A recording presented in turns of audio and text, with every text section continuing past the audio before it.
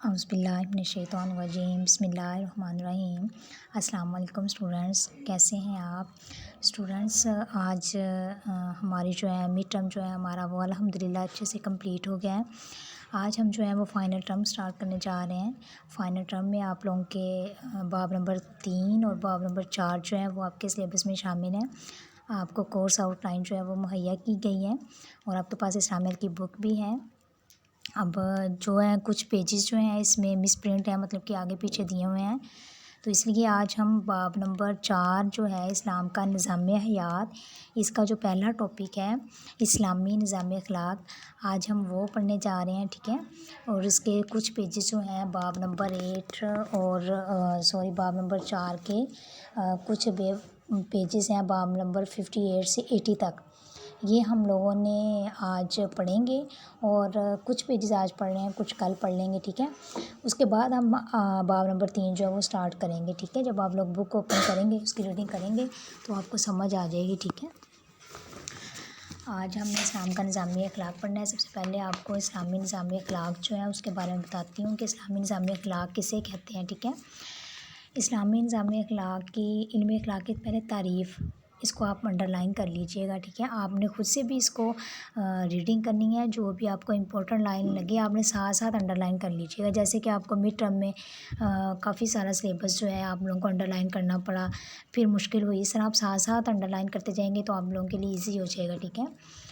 سب سے پہلے تو علم اخلاق کسے کہتے ہیں؟ جو علم بھلائی اور برائی کی حقیقت کو ظاہر کرے، انسانوں کو آپس میں کس طرح معاملہ کرنا چاہیے اس کو بیان کرے، لوگوں کو اپنے اعمال میں کس اعلیٰ مقصد کو پیش نظر رکھنا چاہیے اس کو واضح کرے، نیز مفید اور کارآمد باتوں کو واضح کرے، بلکہ مختصر الفاظ میں جو فضائل اور رذائل مطلب کہ اچھائیوں اور برائیوں کا علم بخشے اور یہ بتائے کہ انسان کس طرح عمدہ اخلاق اپنا سکتا ہے اور گھٹیا عادتوں سے محفوظ رہ سکتا ہے، اس کو علم اخلاق کہتے ہیں، ٹھیک ہے۔ یہ علم اخلاق کی تعریف ہے، اس کو آپ انڈر لائن بھی کر لیجئے گا اور اس کو آپ نے اچھے سے دیکھنا بھی ہے، ٹھیک ہے۔ اور اس کی سب سے جو ہے امپورٹنٹ بات جو میں آپ کو بتا رہی ہوں کہ انسانی اعمال جو ہیں وہ 2 طرح کے ہوتے ہیں، 2 طرح کے، یہ بڑی امپورٹنٹ ہے، آپ اسے غور سے سنیے گا، اس کو آپ نے اچھے سے ریڈ بھی کرنا ہے۔ انسانی اعمال جو ہیں وہ 2 طرح کے ہیں، وہ اس قسم کے نہیں ہیں کہ اس کے اچھے یا برے ہونے کا حکم دیا جائے۔ اب 2 طرح کے اعمال جو ہیں وہ کیسے ہو سکتے ہیں کہ ایک تو سانس لینا، دل کا حرکت کرنا، تاریکی سے روشنی میں اچانک آ جانا یا پلک جھپکنا وغیرہ، ایسے اعمال ہیں جو انسان غیر ارادی طور پر کرتا ہے۔ مطلب کہ جو ہماری دل کی حرکت ہے یا ہم سانس لیتے ہیں تو ہم ارادہ تو نہیں کرتے کہ اب ہم سانس لے رہے ہیں، تو یہ ارادہ کرنے کے بغیر جو ہے ہم سانس لے رہے ہوتے ہیں۔ دل کی جو حرکت ہے وہ جو ہے بغیر ارادے کے جو ہے نا ہم لوگ یہ کرتے ہیں کہ ہم ارادہ نہیں کرتے ان چیزوں کا، یہ بغیر ارادے کے بلکہ یہ غیر ارادی طور پر ہوتے ہیں۔ اور اس کو ان جو معاملات کو ہے، مثلا سانس لینا ہے، دل کا حرکت کرنا ہے، یہ جو معاملات ہیں یہ انسان کو نہ تو نیک کہہ سکتے ہیں اور نہ ہی بد، اور نہ اس سلسلے میں اس سے کوئی پوچھ گچھ کی جا سکتی ہے، ٹھیک ہے۔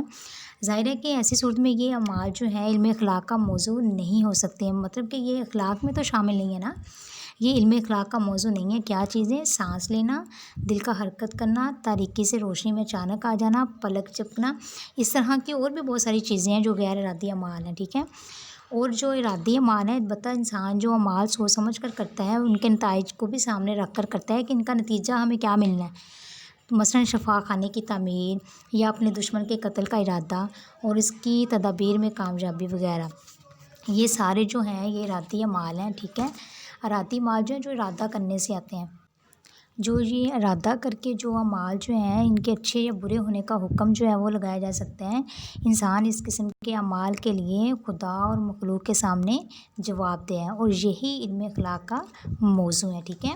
انسانی اعمال کی کون سی قسمیں؟ ایک غیر ارادی اور ایک ارادی طور پر، ٹھیک ہے۔ آگے ہے علم اخلاق کا اصل کام یہ ہے کہ وہ انسان کے سامنے خیر اور شر نیکی اور بدی کو واضح کر دیتا ہے اور اس طرح نیکی اور سچائی کی راہ کو آسان کر دیتا ہے۔ اس کا کام زبردستی نیک بنا دینا نہیں، انسان کو نیکی کی راہ دکھانا ہے جس پر چلنے یا نہ چلنے کا انحصار فرد کے ارادے پر ہے۔ یہ علم ایک ڈاکٹر کی طرح انسان کو اچھے اور برے میں فرق کروا دیتا ہے اور اس کی آنکھوں کو کھول دیتا ہے تاکہ انسان جو ہے خیر اور شر اور اس کے اسباب اور نشانات کو جان لے۔ اب آگے اس کی قوت ارادی کا کام ہے جو علم اخلاق کے احکام کے اختیار اور اس کے ممنوعات سے پرہیز پر تیار کر سکے۔ ٹھیک ہے، آگے آ جاتا ہے اسلام کا نظریہ اخلاق۔ اچھا، انسان کے اندر اخلاقی حص ایک فطری حص ہے جس کی بنیاد پر انسان بعض صفات کو پسند کرتا ہے اور بعض کو ناپسند کرتا ہے۔ اب دیکھیں، سچائی ہے، انصاف ہے، وعدے کو پورا کرنا اور امانت کو ادا کرنا ہمیشہ سے انسانی اخلاقیات میں تعریف کا مستحق سمجھا گیا ہے۔ مطلب کہ انسان کے اندر خوبیاں ہوں گی تو ہم اس کو اچھا کہیں گے نا کہ یہ بہت اچھا ہے، سچ بولتا ہے، انصاف پسند ہے، وعدہ کرتا ہے تو پورا کرتا ہے، اگر اس کے پاس کوئی امانت رکھی جائے تو اس میں خیانت نہیں کرتا۔ جب اس کے اندر اچھائیاں ہوں گی تو وہ تعریف کا بھی مستحق ہوگا نا۔ اور کبھی کوئی ایسا دور نہیں گزرا کہ جب جھوٹ، ظلم، بد عہدی اور خیانت کو پسند کیا گیا ہو۔ ایسا تو نہیں ہے نا کہ جو برے ہوں، جھوٹ بولتے ہوں، ظلم کرتے ہوں، وعدہ توڑتے ہیں، امانت میں خیانت کرتے ہیں، ان کو تو پسند نہیں کیا جاتا نا۔ ہمدردی، فیاضی اور فراغ دلی کی ہمیشہ قدر کی گئی ہے اور خود غرضی، سنگ دلی، بخل اور تنگ نظری کو کبھی عزت کا مقام حاصل نہیں ہوا۔ صبر و تحمل، استقلال اور بردباری اور بہادری ہمیشہ سے وہ خوبیاں رہی ہیں جو تعریف کی مستحق سمجھی گئی ہیں، اور بے صبری اور چھچورا پن، غیر مستقل مزاجی اور بزدلی پر کبھی شابش اور پسندیدگی کا اظہار نہیں کیا گیا۔ مطلب کہ جس کا اخلاق اچھا ہوگا، جس کے اندر خوبیاں ہوں گی، اس کو ہی اچھا سمجھا جاتا ہے نا۔ جو برا ہوگا، جس کے اندر برائیاں ہوں گی، ان کو اچھا نہیں سمجھا جاتا۔ اس سے ہمیں یہ معلوم ہوتا ہے کہ جو انسانی اخلاقیات ہیں دراصل وہ عالمگیر حقیقتیں ہیں جن کو سب انسان جانتے چلے آ رہے ہیں۔ نیکی اور بدی کوئی ڈھکی چھپی چیزیں نہیں ہیں کہ انہیں کہیں سے ڈھونڈ نکالنے کی ضرورت ہو۔ وہ تو انسان کی جانی پہچانی چیزیں ہیں جن کا شعور جو ہے آدمی کی فطرت میں عطا کیا گیا ہے۔ یہی وجہ ہے کہ قرآن مجید جو ہے اپنی زبان میں نیکی کو معروف اور بدی کو منکر کہتا ہے۔ یعنی نیکی وہ چیز ہے جسے سب انسان بھلا جانتے ہی، اور منکر وہ جسے کوئی خوبی اور بلائی کی حیثیت سے نہیں جانتا۔ اسی حقیقت کو قرآن مجید جو ہے وہ دوسرے الفاظ میں یوں بیان کرتا ہے کہ پھر اس کی بدی اور اس کی پرہیزگاری اس پر الہام کر دی۔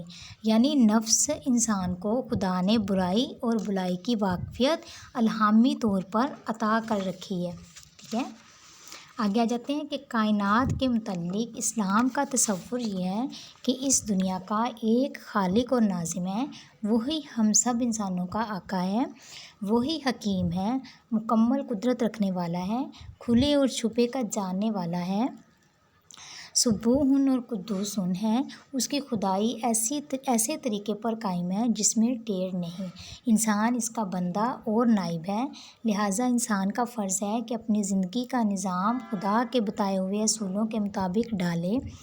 انسان اپنی زندگی کے پورے کارنامے کے لیے خدا کے سامنے جواب دہ ہے۔ مطلب کہ جو کچھ ہم دنیا میں کرتے ہیں تو ہم نے ایک دن، وہ آخرت کا دن ہے جب ہم نے اللہ تعالیٰ کے سامنے پیش ہونا ہے اور اللہ تعالیٰ کے سامنے اپنے جو بھی کارنامے ہیں، جو بھی اعمال نامے ہیں، اس کا جواب دیں۔ اگر ہم اچھے اخلاق کے ساتھ، اچھی خوبیوں کے ساتھ زندگی گزاریں گے تو ہمیں اچھا ہی نتیجہ ملے گا، اور اگر ہم برے اعمال کے ساتھ، بری باتوں کے ساتھ زندگی گزاریں گے تو ہمیں بری باتوں کا بھی جواب دہ ہونا ہے۔ کائنات اور انسان کے بارے میں یہ تصور جو ہے وہ اصلی بھلائی کو طے کرتا ہے، جس کو حاصل کرنا انسان صحیح و عمل کا اصلی مقصد ہونا چاہیے، وہ ہے خدا کی رضا۔ مطلب کہ اللہ کو راضی رکھنا ہمارے لیے بہت ضروری ہے، یہ ہمارا مقصد ہونا چاہیے کہ ہم نے اللہ تعالیٰ کو راضی رکھنا ہے۔ یہی وہ معیار ہے جس پر اسلام کے اخلاقی نظام میں کسی طرز عمل کو جانچ کر فیصلہ کیا جاتا ہے، وہ ہے خیر ہے یا پھر شر ہے، دو ہی چیزیں ہیں، اچھائی اور برائی۔ آگے ماخذ، معیار دینے کے ساتھ اسلام اپنے اسی تصورات کائنات اور انسان سے ہم کو اخلاقی اچھائی یا برائی کے علم سے ایک مستقل ذریعہ بھی دیتا ہے۔ یعنی خدا کی کتاب اور رسول اللہ صلی اللہ علیہ وآلہ وسلم کی جو سنت ہیں ان پر ہمیں عمل کرنے سے کامیابی ملتی ہے، جن سے ہم کو ہر حال اور ہر زمانے میں اخلاقی ہدایات ملتی ہیں اور ہمیں اخلاق کا درس بھی دیا گیا ہے، اور ہمارے پیارے نبی صلی اللہ علیہ وآلہ وسلم بھی اخلاق کے اعلیٰ درجے پر فائز رہے ہیں۔ اگر نافذ کرنے کی قوت، پھر اسلام کی اسی تصور کائنات اور انسان میں نافذ کرنے کی وہ قوت بھی موجود ہے جس کا قانون اخلاق کی پشت پر ہونا ضروری ہے۔ وہ ہے خدا کا خوف، آخرت کی پوچھ گچھ کا احساس اور ہمیشہ رہنے والی مستقبل کی خرابی کا خطرہ۔ ٹھیک ہے، اخلاقی احکام دینے سے پہلے اسلام آدمی کے دل میں یہ بات بٹھاتا ہے کہ تیرا معاملہ جو ہے اس خدا کے ساتھ ہے جو ہر وقت ہر جگہ تجھے دیکھ رہا ہے۔ تو دنیا بھر سے چھپ سکتا ہے مگر اس سے نہیں چھپ سکتا، دنیا بھر کو دھوکہ دے سکتا ہے مگر اسے دھوکہ نہیں دے سکتا، دنیا بھر سے بھاگ سکتا ہے مگر اس کی گرفت سے بچ کر کہیں نہیں جا سکتا، دنیا صرف تیرے ظاہر کو دیکھتی ہے مگر وہ تیری نیتوں اور ارادوں تک کو دیکھ لیتا ہے۔ مطلب کہ ہم لوگ جو بھی چھوٹے چھوٹے کام کر رہے ہوتے ہیں، جو ہم لوگ کہتے ہیں کہ ہمیں کوئی نہیں دیکھ رہا ہوتا مگر اللہ پاک جو ہے وہ ہمیں دیکھ رہا ہوتا ہے، وہ ہمارے دل کی میں جو باتیں ہوتی ہیں، جو ہم نیت کرتے ہیں، ہمارے ارادوں کو بھی دیکھ لیتا ہے۔ دنیا کی تھوڑی سی زندگی میں تو چاہے کچھ کرے، بہرحال ایک دن تجھے مرنا ہے اور اس عدالت میں تجھے حاضر ہونا ہے۔ ہمیں ایک دن مرنا ہے نا، موت برحق ہے نا، ایک دن آنی ہے، اور ہمارے جو دنیا میں جو کچھ ہم کر رہے ہیں اس کا جواب ہم نے دینا ہے۔ اگر کائنات اور انسان کے بارے میں اسلام کا یہ تصور جو ہے وہ محرکات اور اسباب بھی فراہم کرتا ہے جو انسان کو قانون اخلاق کے مطابق عمل کرنے کے لیے ابھارتے ہیں۔ انسان کا اس بات پر راضی ہو جانا کہ وہ خدا کو اپنا خدا مانے اور اس کی بندگی کو اپنی زندگی کا طریقہ بتائے اور اس کی رضا کو اپنا مقصد زندگی ٹھہرائے، یہ اس بات کے لیے کافی وجہ ہے کہ وہ ان احکام کی اطاعت کرے جن کے متعلق اسے یقین ہو کہ وہ خدا کے احکام ہیں، جو ہمیں پتہ ہو کہ یہ اللہ تعالیٰ کے احکام ہیں، انہیں ماننا چاہیے۔ ٹھیک ہے، اسی بنیاد پر یہ کہنا بھی صحیح ہے کہ اسلام اپنا ایک مکمل اور مستقل اخلاقی نظام رکھتا ہے۔ آگے ہے اسلامی تصور کی امتیازی خصوصیات، اس کی 3 خصوصیات ہیں اور تینوں خصوصیات یہ آپ نے اچھے سے پڑھنا ہے۔ ٹھیک ہے، پہلی خصوصیت یہ ہے کہ اللہ کی رضا حاصل کرنے کو مقصد بنا کر اخلاق کے لیے ایک ایسا بلند معیار فراہم کرتا ہے جس کی وجہ سے اخلاقی نشو و نما کے امکانات کی کوئی انتہا نہیں رہتی۔ پہلی خصوصیت کیا ہے کہ اللہ کی رضا کو حاصل کرنا، یہ مقصد بنانا ہے، یہ ہمارے اخلاق میں اضافہ ہوتا ہے، ہمارے اچھے اخلاق میں، اور ہمارا جو اخلاق کو بلند معیار جو فراہم کرتا ہے، کیا چیز؟ اللہ کی رضا۔ آگے ہے دوسری خصوصیت یہ ہے کہ وہ خواہ مخواہ کے نئے پن سے کام لے کر نرالے اخلاقیات نہیں پیش کرتا اور نہ انسان کے جانے پہچانے اخلاقیات میں سے بعض کو بلا وجہ گھٹانے اور بعض کو بلا وجہ سبب بڑھانے کی کوشش کرتا ہے۔ وہ انہی اخلاقیات کو لیتا ہے جو جانے پہچانے اور معروف ہوتے ہیں، جن سے انسانیت کے جو درجے ہیں وہ بلند ہوتے ہیں۔ ٹھیک ہے، آگے آ جاتی ہے تیسری خصوصیت یہ ہے کہ وہ انسانیت سے ایک ایسے نظام زندگی کے قیام کا مطالبہ کرتا ہے جو نیکی پر قائم اور برائی سے پاک ہو۔ اس کی دعوت یہ ہے کہ جن بلائیوں کو انسانیت کے ضمیر نے ہمیشہ بھلا جانا چاہا، انہیں قائم کرے اور پروان چڑھائے، اور جن برائیوں کو انسانیت ہمیشہ سے برا سمجھتی چلی آئی ہے اس کو جڑ سے اکھاڑنے کی کوشش کرے۔ اس دعوت پر جنہوں نے لبیک کہا، ان کو جمع کر کے اس نے ایک امت بنائی جس کا نام ہے امت مسلمہ۔ ٹھیک ہے، اب نیکی کو جاری رکھیں گے، قائم رکھیں گے تو ہمارا معاشرہ جو ہے وہ اچھا بن جائے گا۔ اگر ہم برائی کو زیادہ پریفر کریں گے، برائی قائم کریں گے تو ہمارے معاشرے میں بگاڑ پیدا ہوگا۔ اب نیکی کو جاری اور قائم کرنے اور برائی کو دبانے اور مٹانے کے لیے یہ جو ہے ایک جدوجہد ہے۔ ٹھیک ہے، اگر یہ امت جو ہے، امت مسلمہ جو ہے، یہ نیکی کو دبائے اور برائی کو قائم رکھے گے تو ایک ماتم ہی قائم ہوگا نا، ایک بگاڑ پیدا ہوگا۔ اس لیے ہمیں نیکیاں زیادہ کرنی چاہیے اور برائی کو ختم کرنا چاہیے۔ اس سے ہمارے جو اعمال ہیں وہ بھی اچھے ہوں گے، ہمارا اخلاق بھی اچھا ہوگا، انسانیت کے درجے بھی بڑھیں گے، اللہ پاک بھی خوش ہوں گے، اور ہمارا جو ہے جو ہم نے آخرت میں ہمیں جواب دہ ہونا ہے، ہمیں اچھے اعمال کا اچھا جو ہے وہ نتیجہ ملنا ہے۔ ہے تو اللہ تعالیٰ ہمیں اچھے اعمال کا اچھا نتیجہ بھی دیں گے، ٹھیک ہے۔